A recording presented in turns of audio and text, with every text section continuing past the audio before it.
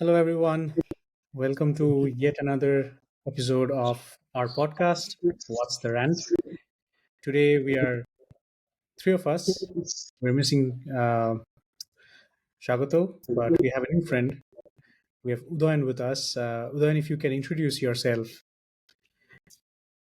Hey, thank you, Shom. Yes, so I am Udayan Kanjilal. I have, been an acquaintance of Shom and a friend of Joydeep for quite a while now. And I have been an ardent follower of the videos and the podcasts that you guys have been putting up over the last few months, and they've been pretty informative and there's a lot of knowledge to be derived from them. So I thought I'd, participate in one of these sessions myself, see if it piques my interest on the topics at hand and gets me to, love tech more. That's the goal. Nice.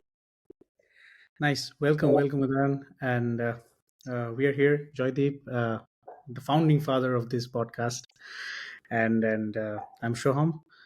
Uh, so today's discussion is centered around one of the hottest topics right now, which is AI. But we'll take a different take on AI. We'll speak about regulation in this field, uh, mostly look at different avenues where AI is used today, different industries, and discuss what our opinions are. So, before going into that, a very interesting tidbit that I want to share with our listeners today. One of my very favorite professors from NYU Stern, Professor Scott Galloway, um, he spoke in a recent summit, and I actually corroborated what he spoke with my fair share of research, and it's actually true. The amount of interest in academia, in academic literature with AI is something that is growing, it's palpable, and such interest and such literature content has only been seen previously with technologies like mobile networks and GPS. And we all know what GPS and mobile networks are in our lives. So if technologies like that had a similar interest in academia as AI is today, we can only believe that AI is going to be as ubiquitous as those net technologies. So that definitely begs the question that yes, we should talk about. But for all our listeners, we can start off with a brief introduction about AI. What is the state of the technology today, and what our speakers today think about it. So, Udayan, I can go to you first. Can you give us and the listeners a brief overview about AI and what its state is today? Thank you, Shom. So yes, AI, right? It's a pretty broad and diverse topic, especially in today's context, and not the same as it was in yesteryears, where the topic of AI was mostly covered in terms of sci-fi movie plots, where one of the driving plot points was world domination by a being which gained sentience from beings from the future, send them back to our times, and then there was this whole expedition into themes of how they would take over human species and control our lives and whatnot. That had been the mainstay of the conversation around AI for quite a while. And in recent times, where we have sort of diverged into newer terrains in context to AI technologies, is our desire to play God, right? So it is obviously a very intrinsic thing about us as human beings, that we've tried to replicate all the things that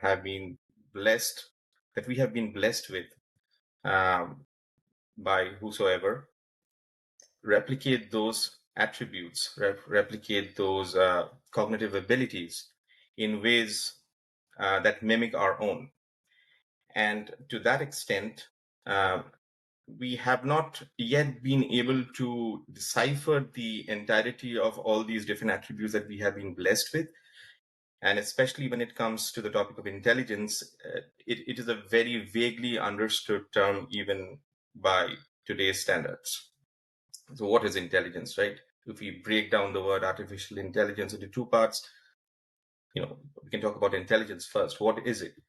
It is a sum total of the conclusions that we arrive at based on the observations that we record, right?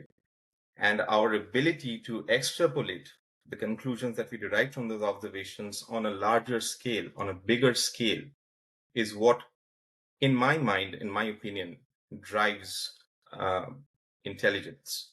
So, say for example, Isaac Newton, while he observed the falling of the apple as the tail goes from a tree's branch onto his head, and he equated that incident with how planetary gravitational forces would be at play in making the moon go around the earth and the earth going around the sun and these kind of phenomena. He was not able to actually see them with his naked eyes, with his bare eyes. He was not able to observe these phenomena by himself, but he was able to extrapolate what may happen from a smaller scale of what has happened in front of him by using his senses of sight, his senses of touch, of understanding of what force with which the object landed in his head.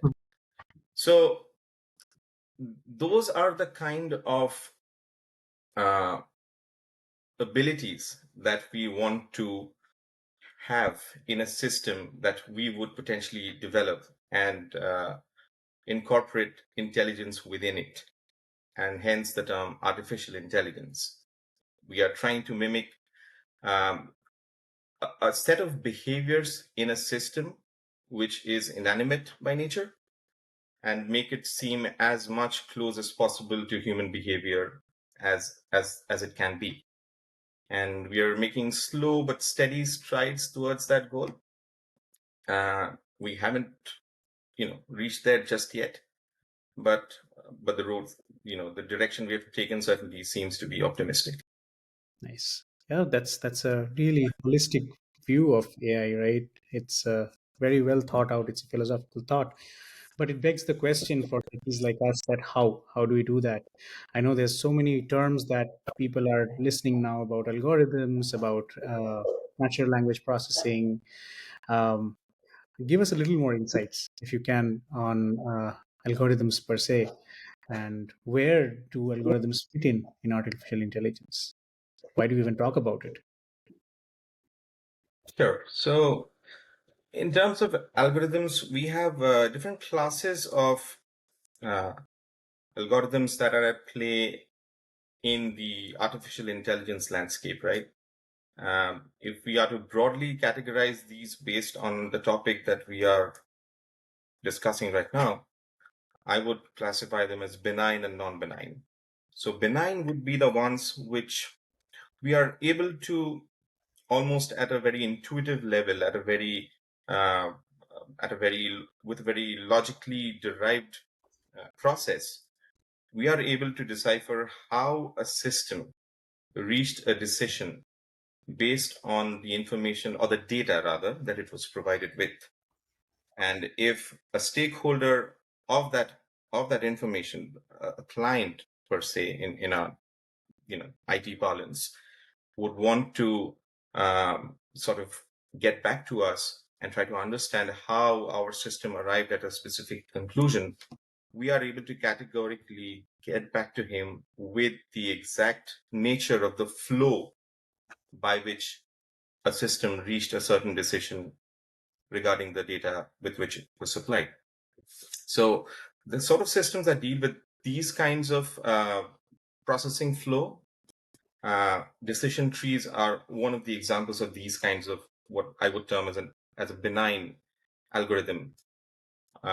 These are systems which, again, in my opinion, serve a purpose similar to a glorified if-else statement in programming parlance. Once again, Mhm. we are providing to a decision tree um, a set of data, And it is the job of the algorithm that executes operations on this set of data to identify attributes within the data that maximize what is called the information gain, and provide, or rather select, those attributes of the data sets as root nodes. So you can imagine in a tree we have multiple nodes, and the idea is to arrive at a certain decision based on a data set. So say, for example, I have a data set of male, female, marital status, and education qualifications, and credit scores, and whatnot.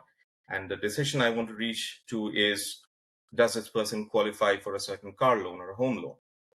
So what I would need to do in this case would be to classify the data in different branches of a tree per se, and to identify the attributes being, like I said, male, female, my marital status, my education qualification, or my credit history.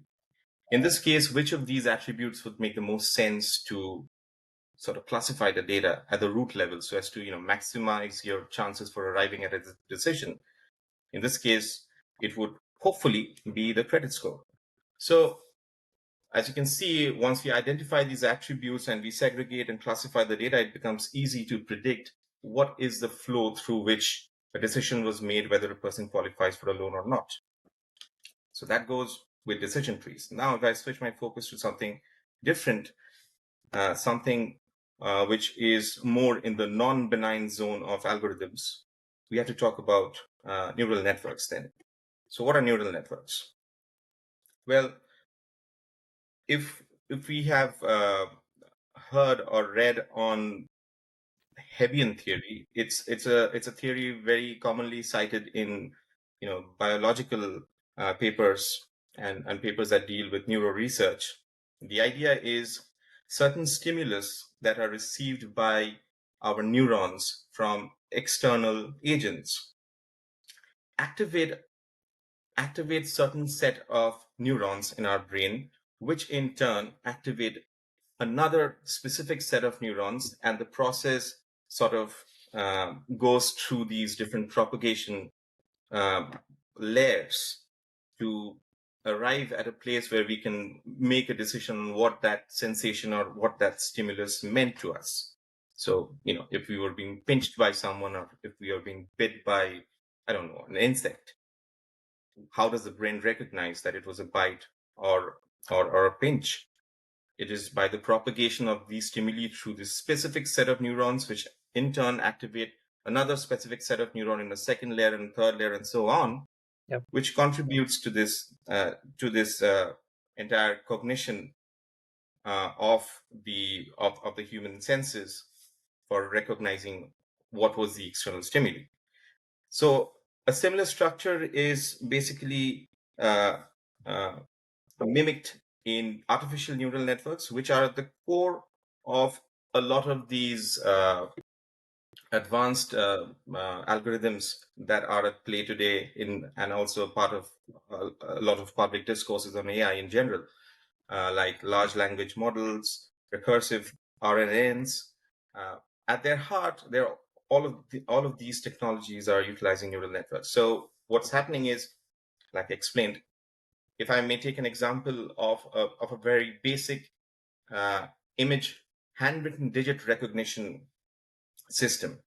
So if I were to use a pixelated screen of 28 by 28 pixels, and on it, I were to draw an image of an 8 or a 9 or a 7 or a 6, the idea is that I would be able to feed a neural network, which, like I explained, would be multiple layers of what we would call nodes in programming terms, but what would be neurons if I were to draw an analogy with the biological framework that we talked about. And these neurons would basically correspond, in this specific example, the first layer of the neurons would correspond to each of those 28 by 28 pixels. So 28 by 28 gives me 784. There'll be 784 neurons in the first layer. In the second layer, we'll have, I don't know, let's say 16 neurons. In the third layer, we have 16 neurons again. And in the last layer, we have a set of 0 to 9, 10 neurons, this activation of any one of which would indicate which digit was shown to the first layer. So the first layer has 784 neurons corresponding to each pixel of the 28 by 28 screen. And then you have the last layer, which corresponds to a digit from 0 to 9, which is what was shown to the first layer, quote unquote, shown. Interesting. Now, now the idea is, if I may briefly touch upon why it and how the problem of ambiguity and unpredictability of this network arises. The first layer and the last layer are the ones that are known to us. The layers in between are basically what is termed in AI parlance as hidden layers. And what we would hope for is maybe the first layer is recognizing individual pixels lighting up, the amount by which a certain pixel is lit up, the amount by which it is dimmed out. And then perhaps our expectation is the second layer would recognize, primitive rudimentary shapes that in combination would make up a digit. So say, for example, if we are talking about an 8, right? An 8 is composed of two circles placed on top of each other. If I break each of those two circles into further pieces, they're, semicircles that combine to form a sphere, and then not a sphere, a circle, and then the circles combine, two circles combine to form an 8. So in this example, maybe the first layer is forming each of those semicircles. The second hidden layer is maybe forming those two circles, and the last layer is maybe combining these two circles to recognize that, hey, this is the digit 8. That is our general idea. But Mm-hmm. what happens in reality is we do not control the activation of specific neurons in the system. We have control over things. Things that we have control over are called weights and biases. And the value of these weights and biases are the strength, or the what can I say, the Controlling the factor. extent of influence that a specific neuron has on lighting up a neuron or activating a neuron in the layer that comes next to it. Mm-hmm. And each neuron in each layer is connected to all the neurons that come in the layer after it. Now, as you can imagine, that equates in a system of 28 by 28, 784 neurons, and then 60 neurons after it, and then 10 neurons at the last layer. That equates to a total of about 13,000 connections. Each of these connections have their own weights and biases. Weights are, like I said, the relative importance of whether of a neuron, of activating a neuron that comes in the layer next to it. And bias is a sort of what can I say, a human offset that we can apply to a sensation. So say, for example, a sound, we can call a sound, but is ultrasonic sound and subsonic sound a sound from human audibility perspective? It is not. So uh, uh, to make it come in a range in which it is reasonable to accept it as a sound, we add something called biases. Now, all these 13,000 weights and biases working in tandem to bring down, uh, to come up with a single value that represents the activation of a single neuron in the last layer, and us not having any control on these weights and biases, and through processes like back propagation and reduction of cost function of the network, which is a valuation of how lousy the network is in predicting the value of a digit that it was shown. It is iteratively through mathematical complex calculus models coming to an optimal value of the weights and biases for all these 13,000 connections, so as to reduce the value of this cost function to its minimum. The idea is the lower the value of this cost function gets, the more accurate the system gets in predicting what value it was shown or what digit it was shown in the first layer. And this iterative model yields very unexpected results. So when we actually observe what is shown in the second layer or the third layer, the two hidden layers of the system, we see patterns that are utter garbage, utter trash to us. They do not correspond to what we expected, like the semicircles or the circles that form the digit. They do not do that. It is arbitrary, intermediate mathematical steps that are taken by through calculus, complex calculus, to arrive at an optimal value for all these 13,000 parameters that reduce the value of this function. So this is where the ambiguity, the unpredictability of the network surfaces. This is something we cannot control on our own. It is humanly impossible to imagine us turning the knobs and dials of 13,000 weights and biases on our own and coming to a very optimal value for all of them. We have to rely But on uh, complex math to get us that there, and it is I have to ask you a question on that thought though.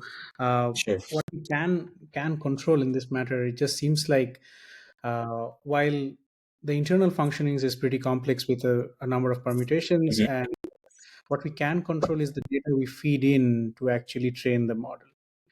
Correct Yep. me if I'm wrong, and I can ask Joydeep to chip in right now.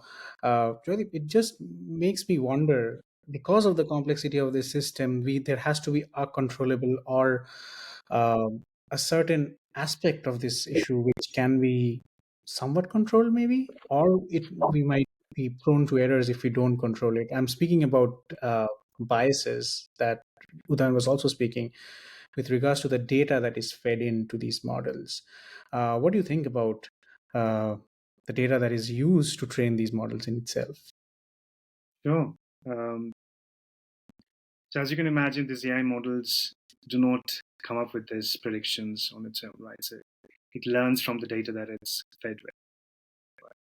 And data, therefore, is the primary ingredient behind these models working. So if you have biased data, corrupted data, bad data, it will come up with bad predictions, bad results, bad inferences. As we know with us as human beings, if we learn bad things, we make bad choices, right? Same with AI models.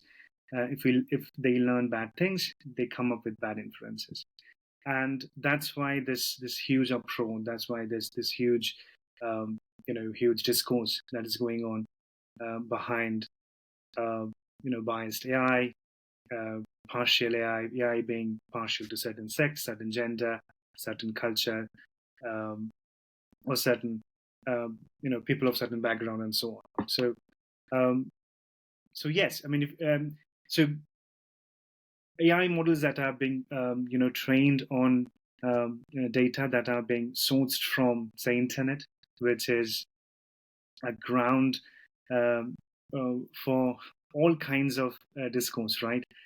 We have biased discourse, good discourse, bad discourse, both. So you can't control internet. And AI models that are trained on internet, you can well imagine what kind of things that they have learned from, and that's seen when these AI models come up with predictions and inferences. Those biases are really conspicuous. Now, and we have seen examples of that in many cases now. Um, a couple of examples are quite dire. Like, say, one of the eminent professors in AI, Anupam Datta from Carnegie Mellon, he recently did a study where he found that online advertisements show high-paying jobs to white male candidates. Why? Interesting. Because most of the data that these models are trained on have white male data. That's why device. Another example is mortgage companies tend to prefer or are partial towards, again, people of certain skin color, right? That partiality is quite, and these models are actually used by many mortgage companies to actually dole out loans. Mhm. Yeah, and when Udan was speaking about benign versus non-benign models, it just your point kind of corroborates it, that yes, indeed, these models have a capability of being non-benign, so to Yeah. say, or harmful to certain sectors or certain people. As we increase the scale of AI, it becomes more pervasive, it impacts more people, and we should be able to regulate or have some form of checks and balance in this industry, as it is with any other industry. Um, and I feel it's a good good time to segue into regulation, I guess, which is kind of the focus of our discussion today. Um, if you would want to continue on why you think regulation is important, I think we have mostly covered it, but still, just a overall summary of why regulation is important and what is the distinction, in my opinion, between regulation and law. Yeah, absolutely. Yes. So yeah, we are talking about regulation here, not a law, Mhm. right? So because regulation, by definition, is something that is created by the executive body, right? Whereas a law is passed or created by the legislative body, the government. So, which executive body is the president, the vice president, and the cabinet, right? Whereas the legislative body is the Senate or the Congress. So we're talking about regulation here. Regulation talks about guidelines um, that would be used to uh, to in a discipline to make sure that anything that is happening in that discipline in that area or in that sector should adhere or comply with those guidelines. If they don't, if entities in that discipline do not comply with those guidelines, they will be penalized. Whereas law is more general, right? So law states that in a country, citizens have to abide by certain statutes, which, if they do not abide by those statutes, they will be penalized by, say, a fine or jail time or even capital punishment. Right? So that's law. Now, regulations also come with some penalties. It can be as trivial as just a simple rebuke from an authority, or completely issuing sanctions and so on. So it can be harsh as that. So we are talking about regulation again. We are talking about AI regulations here. We are not in a position to propose a law or anything of that manner. Now, why regulating AI is so critical at this point, right? Now, so as you can imagine, AI is the technology of our generation, right? It is the AI market is already $150 billion worth, right? And it's supposed to grow at around 40% CAGR. By 2030, it will be at around $1.5 trillion, right, globally. So that's the kind of growth we are expecting in AI, and it's something that is, as you said, it's ubiquitous, right? So it will be applicable in every sector that you can imagine.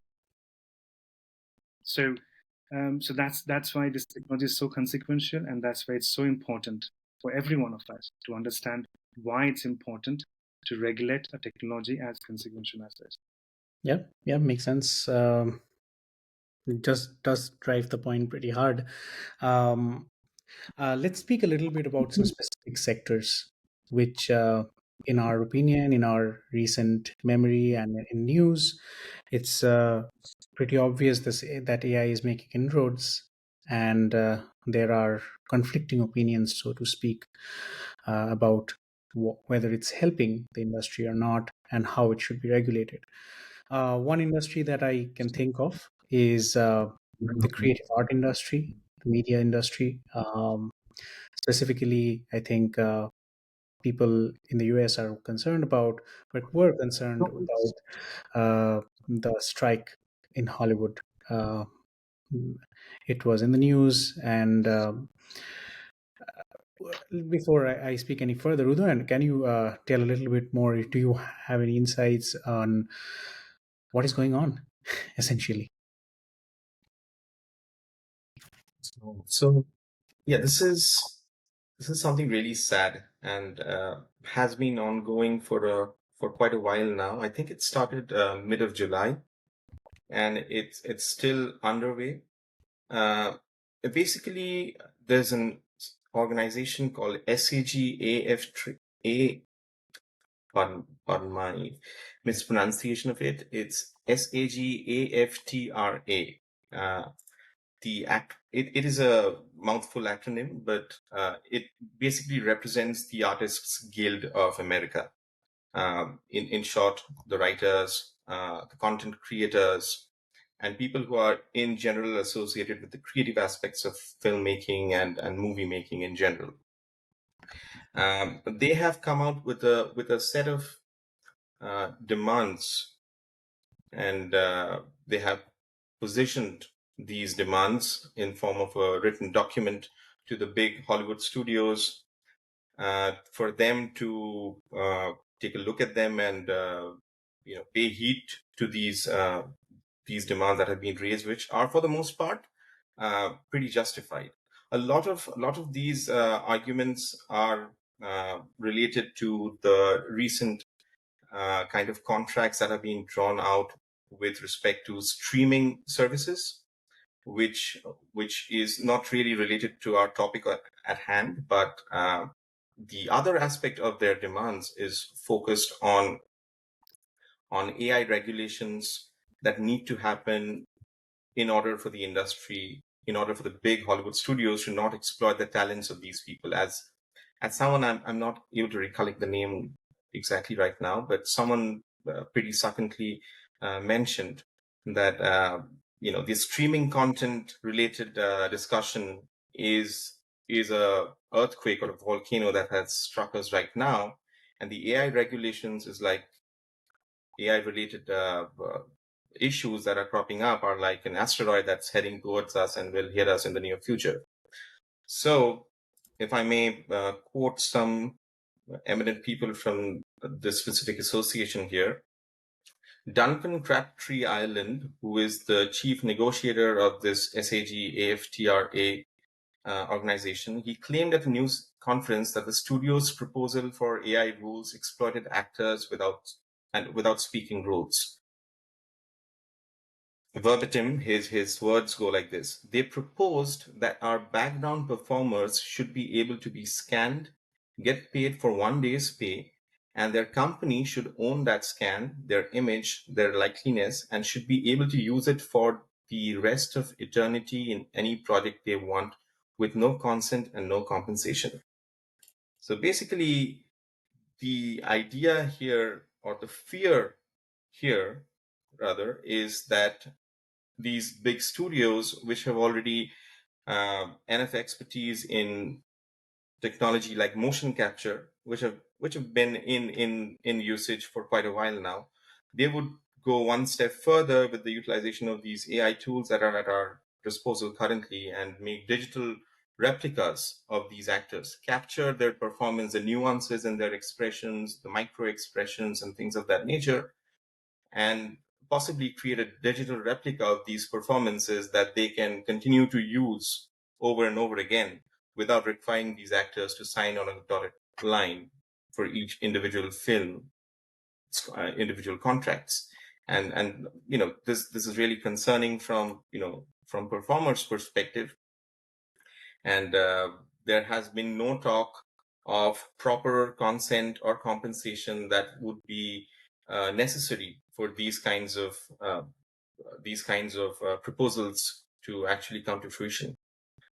Franz Dester, who is the president of the same association, SAG-AF3, he declared that artificial intelligence poses an existential threat to creative professions, and all actors and performers deserve contract language that protects them from having their identity and talent exploited without consent and pay.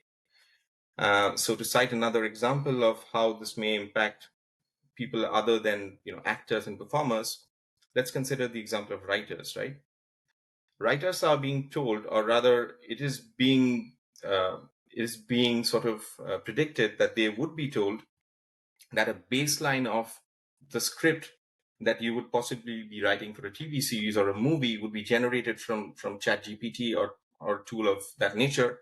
And then your job would be to basically take that script, which would be from the opinion of one of the eminent script writers, scripts generated from ChatGPT, because it has been fed on, like Joydeep had touched upon earlier, the cornerstone of good AI systems are good data sets. Mhm. So these AI systems have been being fed, great scripts, great writing, and great content in general during the training exercise, have the ability to produce scripts which at first glance would seem possible. They're not something that are just, that you can just reject outright. So there'll be possible scripts with a broad outline of what an actual script may be. Maybe it may look like the first draft of a script that would eventually materialize into something, more concrete. Uh, but actors would now be required to take these first drafts that they themselves had no hand in creating. They themselves had no creative input in, and basically just rectify flaws or logical constructs or plot lines, or deepen themes, or bring about some levity and things of that nature. And because they are not allowed to actually write the script from scratch, they would be subjected to a reduced compensation, because now the idea is they are not having to write the script in its entirety. They are Yeah. just having to improve on it. And if you think about it, the the improvement is possibly happening on a script that this specific writer may have written himself, and that script might have been the starting point or of one of the data points that have been fed into this AI tool to begin with. So it's just disrespecting the kind of labor that goes into any kinds of creative processes uh, that we have all experienced and loved over the years. So, what Um, kind of regulations or checks can be put in an industry? Do you think there is a sector-specific regulation here that is the need of the hour? so one of the obvious contenders for regulation are obviously better contract language.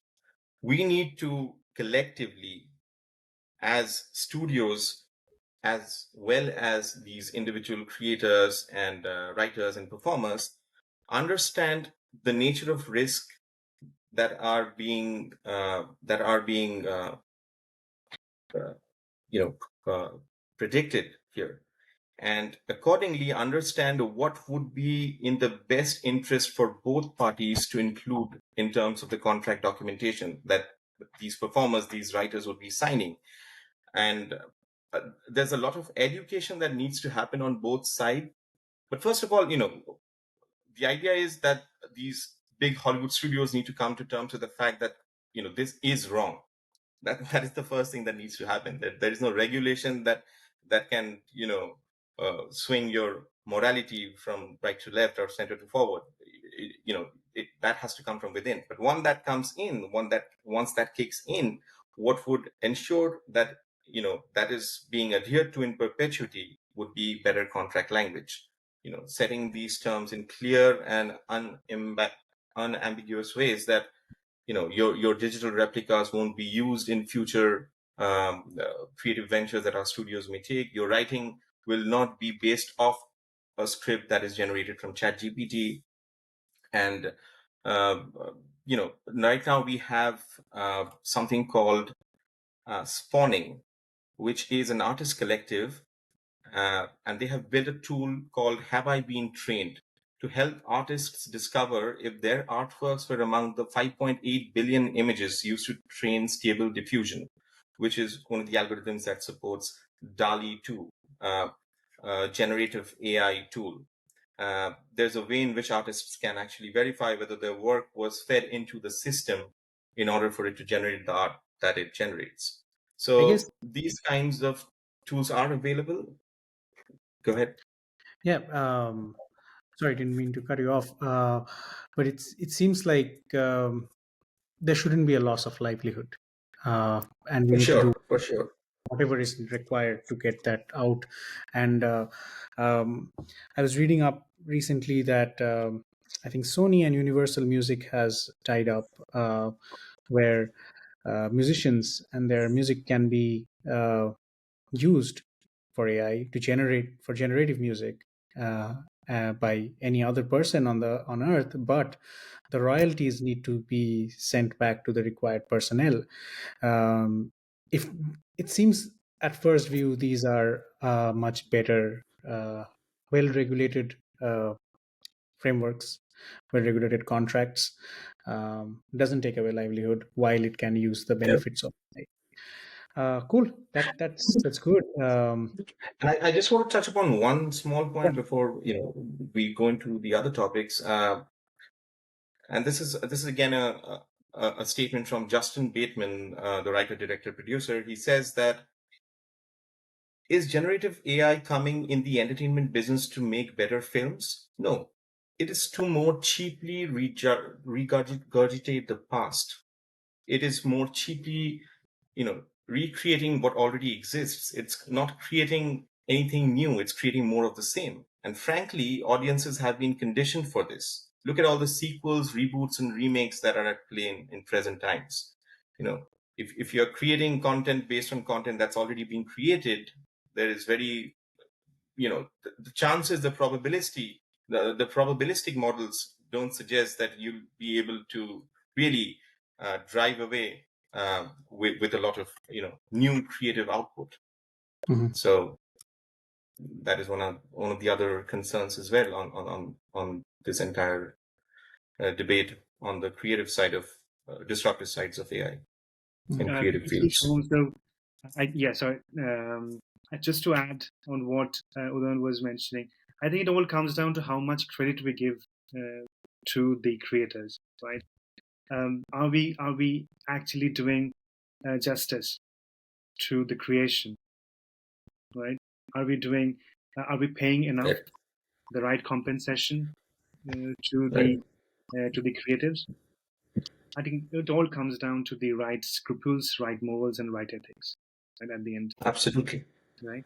So that's Yep. one. And the other one, that other thing that Udan was mentioning, uh, which is creating content from existing content. And there's this interesting term that is floating right now. It's called AI inbreeding, which means that you're breeding from the existing content, existing data. Which is, there's nothing new, nothing novel coming up, which is quite scary if you think of Yeah. creative side of things, from innovative side of things. AI and it will AI generated content will keep flooding internet right now. You know, Yeah. no new content, no novel, no creative, no innovative content will come out. This is Because of the novelty of it, right? People are going to jump at something that's new and, something that's fancy and something that can, take you aback by the first visual of it. yeah, But like one of the placards that was put up in these protest rallies from this SAG organization, the placard read, ChatGPT does not have childhood trauma. So exactly. there you go. Every creative artist is at some level born from a very deep rooted human experience, and there is no substitution of that. You cannot. Uh, Hold on to that thought, Jaideep, because I want to ask you something else. There is another field that AI has made a lot of inroads, which is related to life, but mostly with biology, and that's this area of genomics, where gene sequencing, a bunch of research is going on into how AI can augment or improve the current research benefits. It's quite intriguing, but uh, do you have insights on the sector? Where do you think AI is in the sector, and what kind of regulations that sector requires? Oh, AI is hugely helping genomics and especially drug discovery. Right. So just to give you a perspective, AI drug discovery, especially, is projected to grow at around $11.6 billion by 2026, with a CAGR of 22 23%. Right, so that's huge. And most of the investment, the bulk of the investment that's coming in is from the pharmaceutical industry, as you know. So it's huge. The money is huge. So the obvious interest, how AI can be utilized, how best and how fast we can make or create drugs, right? Because drug um, discovery and drug production is a very lengthy process. So Mhm. it takes a huge amount of time and research and money to create drugs. And often, many researchers, many experiments go in vain because you do not come up with, successful drugs. So that's where AI comes in. It has the potential to actually revolutionize the whole game of drug discovery. So in drug discovery works flow or life cycle, there are a couple of phases that are mention worthy and where AI is actually helping in many ways than one. And the number one is target identification. So what is target identification? Say we have a disease of interest that we are trying to find a drug for. You want to understand what exact chemical composition is behind that particular disease. Right? Now, AI models that are used here are being fed with different literatures that are out there on this subject, different research papers, different user data that you have. Then you have a lot of history from clinical trials and all that happened. So all this data that have been fed to the AI models. So they know all this, and from there they try to come up with different chemical compositions, of different compounds that can counter that target disease. Right. So that's how AI is being used in target identification. Now, say you have identified a target. The next step is you want to find a compound that um, can really help in, countering the problem, the composition that is actually afflicting afflicting and or behind the disease, right? So you want to find the constituents of the drug that uh, you want to make. There also AI can be of help, right? Same way with all the knowledge and of the literature and on the papers and the research that have happened before then it can it can come up with inferences, different patterns, different compositions, and it can tell you these are the compositions that can really help you neutralize or counter the chemicals or the compounds that are actually responsible for that disease. So when you have some compositions, say all of them have their own efficacies, right, and precisions. So some composition might have better efficacy than the others. So it will tell you all the options that you have. Then you can do something called drug screening. What happens is a human expert will actually discern which one is the best option to go for, and there, um, you know, you have a drug that you can then use for clinical trials and testing. Right, so you can try all the options that you have in your hand, and you can then start the clinical trials. And based on your testing, you can then decipher um, whether you want to come out with that drug, or that drug is of no use, right? So there also AI is helping. How? Because often when you have number of clinical trials happening, it's almost impossible for a human researcher or statistician to exactly understand different, all the patterns that are showing in that trial data. Yeah, I can do that. It can understand patterns, right, and faster than a human researcher or a statistician. If it can understand whether there are type 1 errors or type 2 errors in your experiments, how effective or how statistically significant your hypothesis is, and all that good stuff, right? So AI is much better than human statistician or human research, right? So in all these four phases, AI is actually revolutionizing the whole game. That way, you can make drugs better and faster, right? So that's how AI is helping. Now, so what's the problem, right? Mhm. So, um, as you can imagine, we are talking about um, efficient AI models, and to make efficient AI models, you need a lot of data, not just literature, not just research papers, not just you know your research data and all that. You also need user data that are procured or gathered from, say, wearables, right? Question is that are that data gathered with consent? Have you respected the privacy and the security of the users?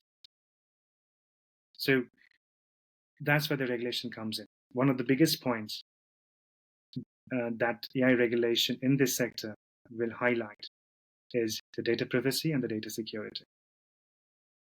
Is there enough consensus? Have you asked the user that their data will be used for this purpose, however holy that purpose may be? You have to ask that. Your users must give away their data voluntarily, knowing that this is where the data will be used. So that's one very big point. The other point being, so you have, these AI models. Something that Udayan was mentioning, AI transparency. These AI models can be as complex as they need to be because they are doing really complex stuff, so they have to be complex.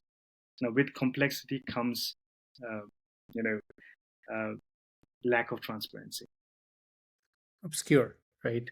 completely obscure, completely Mhm. opaque. You do not know what's happening. So um, then the human researchers are actually at the end of the tunnel, whatever the inferences that AI models are spitting out, are the human researchers doing their due diligence to understand why exactly the AI models came up with the inference that it came up with. If you can't explain why, then you're you're actually putting the lives of so many at risk. So Stakes are explainability pretty of data and make sure that you understand. If you do not understand, then go back to the vendor that you have purchased those softwares or BI models from. Ask them why I got this inference, right? So explainability and transparency of data of these AI models is critical. And then embedding of human researchers. So you cannot just let AI models do inferences, do predictions, and just let them be. You have to embed human researchers at every step of the way, right? Every step of the life cycle. If there is target identification, the compound that will actually is responsible behind the disease, then drug discovery, which is basically the identifying what composition will actually help mitigating that disease, and so on and so forth, till up till actually putting out the drug into the market. There should be human researchers, human involvement at every step of the way. If you're not doing that, you're doing a huge disservice, and um, this kind of things should be penalized. If there is, if at every step, if a human researcher hasn't signed off, Mhm. a company organization should be penalized because you do not know what the AI models have spit out. Yep. Right? The general theme that I'm capturing from here is one with the creative art industry. A lot of focus of regulation was with whether you gain consensus, whether you have the data. The data privacy part was very important, and now uh, with genomics, with this sphere of drug discovery, the transparency of AI is also coming into the fore, whether people can understand what it's doing because the stakes are pretty high. um, okay, Yeah, makes sense. Something that's pretty cool, in my opinion. Another industry, and I want your insights, both of your insights on that fact, on that aspect, is with robotics and warfare. Uh, with the war that's running, a lot of talk about how AI can mitigate or have disastrous consequences. Um, so I see a divided opinion on this, but first let's just speak about where AI is being used in the sphere of warfare, and what kind of framework or regulations are necessary. Um, do we augment on what we have already discussed? Are there new aspects that we have to look into when we think about regulation in AI? Let's start with you, Joydeep. Uh, Sure. So killer robots is also called autonomous weapon systems, as the name suggests, weapon systems that can act on its own. No human intervention needed. It's funny that in the short form of that is AWS. That's Yes, like I a wanted to put it out there techie just to get joke. your That's like reaction. a techie joke. Yeah. There are a lot of talks about automating different things right now, right? So, uh, but it never came to the point where we would think that machines would actually be deployed in wars, right? So, um, so here we are. So, um, why it's so important that we put a check on this right now before it goes out of hand, right? Um, so autonomous weapon systems, or AWS, is something that you can deploy, and without any human intervention, they can just wage wars. Um, they can kill people, right? Now, so it's good, right? So no human casualties. You don't have to send your soldiers. So why it's a bad thing? You might ask, right? It is a bad thing because if one side is putting all the killer robots and the other side are putting the human soldiers, then there will be a lot of casualties. So killer robots, as you can imagine, in a war-like situation, you have to maintain certain decorum, certain ethics, right? As um, you know, prescribed in the Geneva Convention, you have to maintain certain uh, etiquette in a war-like situation where you maintain three things. One is principle of proportionality, which is you understand how much to kill or how many to kill. It might be so that killer robots won't understand how many to kill because they will try to maximize their objective, which is to kill as many as possible. So they will do that. The other principle is principle of precaution. So um, when there's a war, it's important that the army shields the civilians or keep them at from harm's way, right? Reduce collateral damage, essentially. Reduce collateral damage, civilian casualty. It may be possible that the killer robots won't do that. Yeah. So there'll be a lot of deaths. And the other is so um, principle of distinction, which is they won't distinguish between combatants and civilians.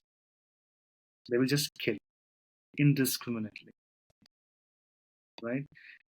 So that's three principles which we think that killer robots might be unable to actually follow. Now, if the killer robots are actually create, manufactured, and deployed, what would happen? So there'll be nations who would um, you know say some nation would come up with these weapons first. What will happen is this nation will never think twice before getting into a war because they don't have to send their soldiers, human soldiers, right? So they won't think twice. They will just wage war, Yeah. Yep. right? Second is, say um, one nation comes up with these weapons, the other nation um, who has the wherewithal to create such weapons will say, okay, fine, this nation has these weapons, I might as well have them because I, I pose, this nation poses a threat to me. If I don't have them, I might be at the risk of being attacked by these robots. So I should have It becomes the arms race once again. exactly. This will trigger an arms race. Everybody will start creating, will start manufacturing them, and the same situation will happen. The thing we saw with nuclear weapons, everyone will try to be a nuclear power because of the same apprehension that this enemy nation will one day attack me. If I do not have the same kind of weapons in my arsenal, I am at a disadvantage. So there will be an arms race. And the third point is, say these weapons fall into the wrong hands, a rogue nation, terrorist group, what happens? It will wreak havoc, right? So and the damage will know no bounds. So this is the reason why we should stop them at the outset itself. No autonomous weapon system. No weapon system that has a wide area effect or a potential to kill massive number of people. I guess. Um, are you calling for an absolute stop for autonomous AI driven weaponry, or is it more like controllable or so-called benign AI which can aid, hopefully, reduce casualty, but doesn't have a brain of its own which can uh, cause large scale of impact? So I have my opinion on this, but this is how the world sees it right now. Some say that we should have a complete ban, a blanket ban on AWSs, right? So the others say that maybe we should not completely rule it out because it might have the potential to sort of reduce human casualties if both the warring nations are only deploying robots, right? But it might be useful to have some human intervention. You cannot just um, deploy killer robots because because it might, again, like I said, it might wreak havoc and can cause damage to more enormous proportions. It can only be deployed when you have exhausted all your options. That's a last resort, right? And even if you have autonomous systems, uh, it is suggested that let someone be responsible to actually wield it, right? And you can only set it to autopilot if the weapon is out of reach from that person. That is the only time, and that person is under heavy attack, right? It's in no way can that person reach that weapon. Only then that the autopilot can be triggered. Otherwise, you should not do it. That's the other school of opinion. So, which one is right? My opinion is we should have a blanket ban, right? Understood. Let no one, no country, be given a chance to manufacture this. Yeah, Yeah, it's very easy to misplace accountability Yeah, for systems like these. There is no telling, what will be the legalities of it. There is no proper way to determine the accountability of an action. Who, you know, who does that trickle down to? So yeah, yeah, I would agree with you, Joydeep, on this, that a blanket ban may be the way to go. Yeah. yeah. So Um, quickly, so we've so spoke. Yeah, go ahead. yeah, so how do you want to regulate, right? So a couple of things I would just want to put it out there. So the idea is that if you want to actually regulate it and actually put a ban on this, you have to create an authority body like UN who would actually monitor and evaluate, uh, manufacturing of killer weapons or killer robots by any nation in the world. And you have to build consensus. This authority body has to build consensus um, among all the nations, member nations of United Nations and others, so that no one even dares to manufacture a weapon like this. If any nation perpetrates, then there should be heavy penalty like international sanctions, economic sanctions, reprisals, and so on. Right? And also, um, we know that defense departments, armies across the world procure their equipment and machinery and weaponry from different vendors, right? It's important that uh, these departments do their due diligence in vetting these vendors. Are they exercising enough, diligence on their part? Do they have ethical considerations in the manufacturing? Uh, do they do, um, you know, do the practice the right, manufacturing etiquettes and all that stuff? You have to do that due diligence, right? Very important. And also, again, embedding human beings into the process. You cannot just take out the human beings from the whole thing. Even in wars, you need humans to actually take the decision whether to wield a weapon or not. Mhm. And also, I think uh, this point actually encompasses everything, every topic that we talked about, which is education, mass education. We should let people know what is happening, right, Yeah, with AI, I as think we are that's a very doing this important today, point. right? Yeah. So, killer robots, be it creative art, be it data analysis, and be it genomics, or anything for that matter. We should let people know. Why? There are many. There's obvious reasons because they would things they would use themselves. They should know that what they're using and what kind of implications these software products tools have, and also to know better who to elect in public office, because these people at the end can bring consequential changes, right? If you are electing wrong, these people can end up, giving a go to manufacturing such killer weapons, killer drugs, and things like that. So you should know better who to elect. It's very important. Education will play a seminal role in making AI better or regulating the evil or the evils of AI or any technology for that matter. Yeah, makes sense. We've kind of transitioned from um, certain workarounds, which were better contractual decisions. We've spoken about transparency in AI. Then we have also spoken about industries where introduction of AI should be limited as much as possible.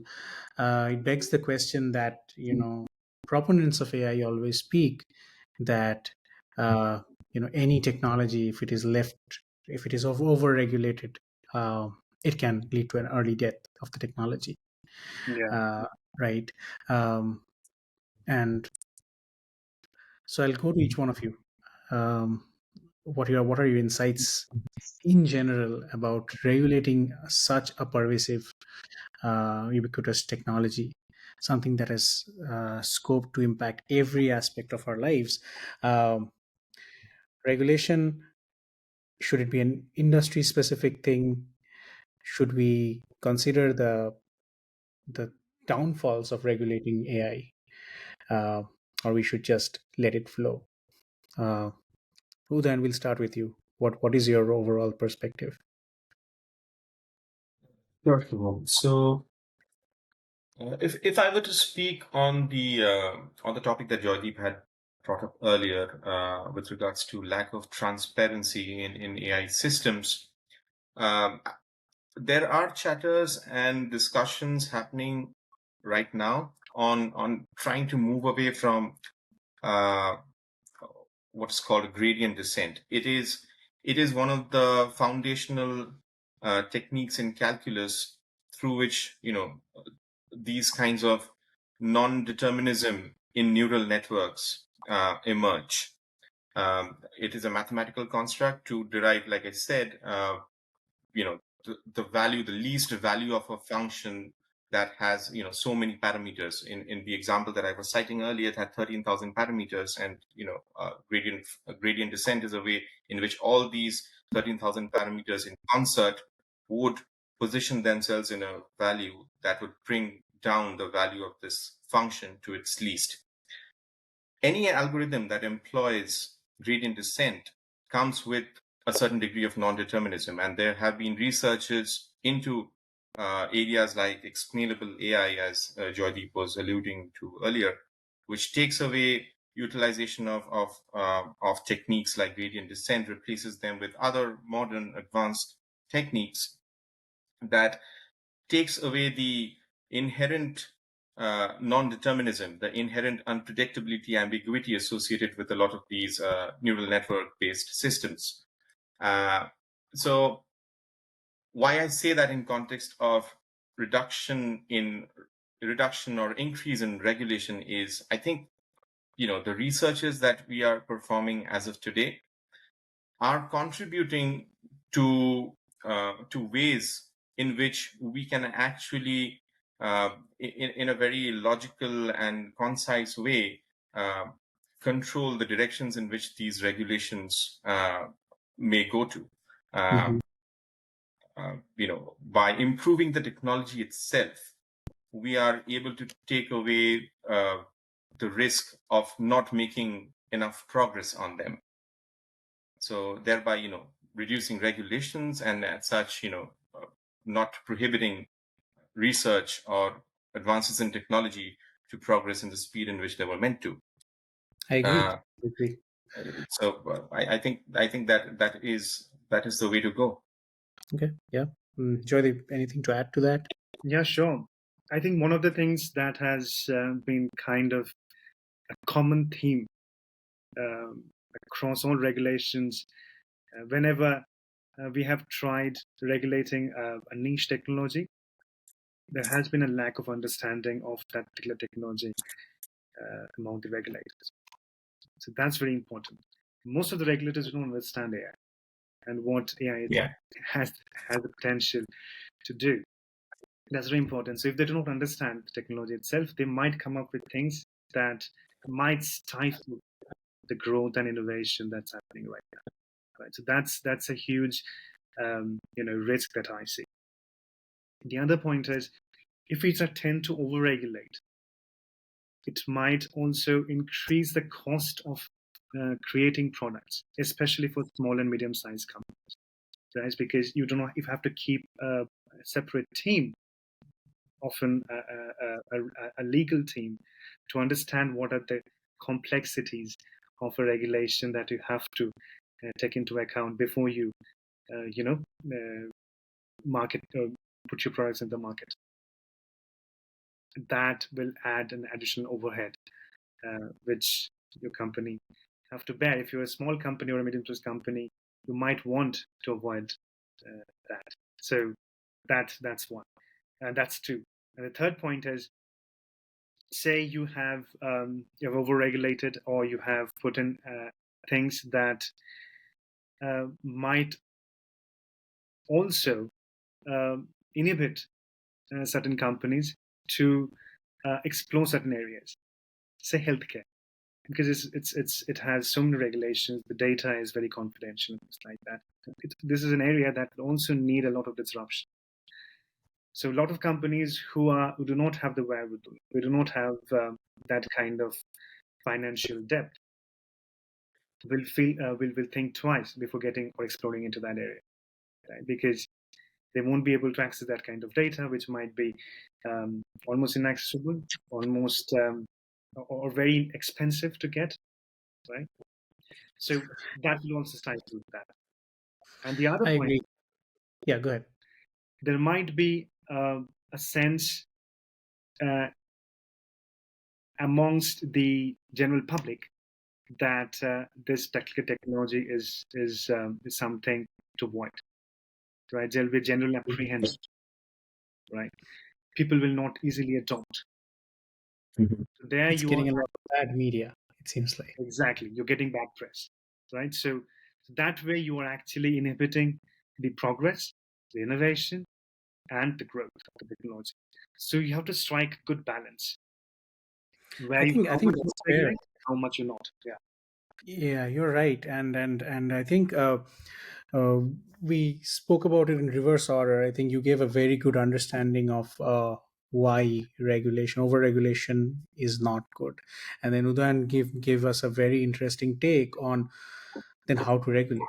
What I understood from his take is you regulate, but without stifling the growth by employing technology which do not have negative effects, right? You Yeah. actually work even more. Yep. So the regulation is get to a point where these worries go away. And if you think of it, it's possible, right? Like things like GPS, these were actually fundings that the US government provided for the military at one point. That's why we have GPS. To today, it's pervasive. We cannot live without it. But it's actually Yep. a military research. So aid research so that it reaches the state where these worries go away, whether the regulations, the worries that we have go away, regulations are constructive for the technology. Um, and uh, you know uh, it I can't help but quote one of my favorite professors again, Dr. Ashwant Damodaran. I follow him very closely, and this is one of his mostly used lines that he has used with AI. He says that if everyone has it, then no one really has it, and the benefits of AI will pass on to the consumers. The price will actually reduce more than getting a competitive advantage for the corporations. It's going to be the consumers who benefit from it eventually, once research goes up till that region. Um, cool. I think we have, if I'm not very wrong, we've covered everything that we had to cover. We hopefully provided a very holistic view about AI. We went pretty in depth. Thank you, Doyen. It cleared up quite a few of my black box definitions of AI. And then we hit a few industries where AI is impacting. We spoke of both sides, which kind of I'm a big proponent of. Uh, okay, I think that concludes our discussion for today. Thank If you. I just add one small item here, the verbiage, the jargon. The entire world of AI is dominated with such complex jargon at the moment that it becomes very difficult for a layman to understand what is really the problem with these systems.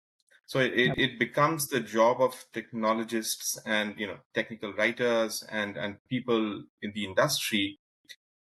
Maybe it's not to their uh, advantage.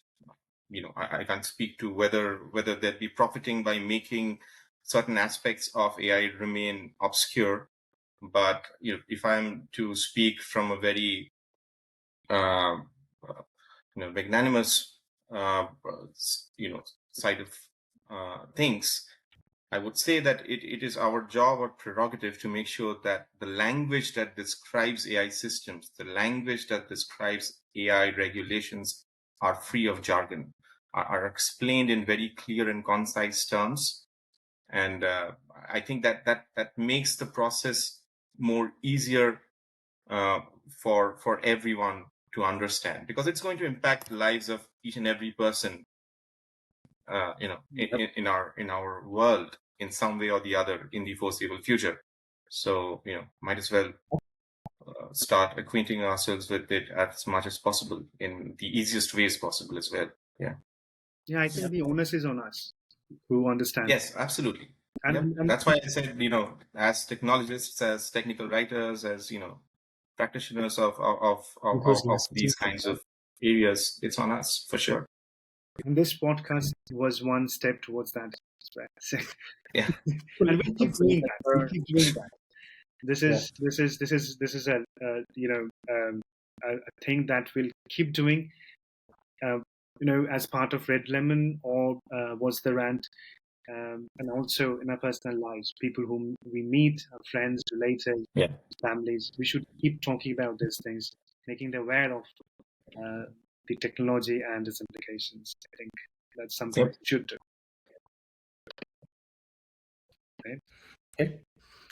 Okay. With that, we come to a close. of What's the Rant, today's episode. Take care, all of you, and we'll see you next time around. Okay. Perfect. Thank you so much. Take care. Thank you guys for having me. It was great fun. Thank you. It was lovely. Thank you so much. Bye bye.